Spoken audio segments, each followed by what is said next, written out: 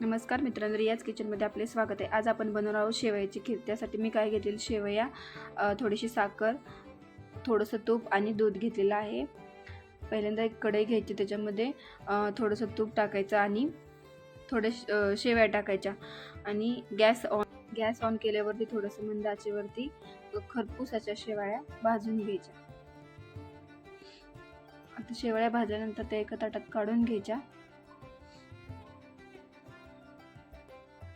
एका ताटात काढल्यानंतर आपण त्याच्यामध्ये मग थोडंसं दूध घालून घेऊया।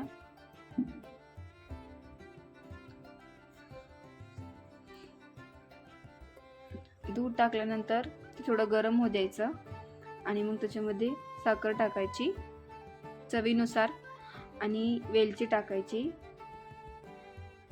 वेलची टाकल्यानंतर मी काही इथे थोडेसे मनुके टाकलेले आहेत आणि थोडंसं बदाम टाकलेलं आहे आणि माझ्याकडं तुटी फुटी होती, ती ऑप्शनल आहे, माझ्याकडे होती म्हणून मी टाकलेलं आहे। त्याने खूप छान असा कलर येतो खिरीला। आता ते सगळं मिक्सर हलवून घ्यायचं आणि त्याच्यामध्ये शेवया टाकून घ्यायच्या। शेवया टाकल्यानंतर बारीक गॅसवरती त्या चांगल्या शिजू द्यायच्या। मधून अधून सारखं हलवत राहायचं, म्हणजे जेणेकरून त्या खाली चिटकणार नाहीत।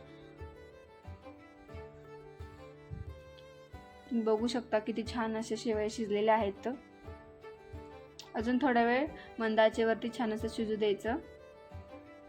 एकदम हेल्दी आणि टेस्टी अशा लागणाऱ्या शेवया। तुम्ही बघू शकता आपली शेवयाची खीर खूप बनून तयार आहे। खूप टेस्टी अशी ही खीर लागते।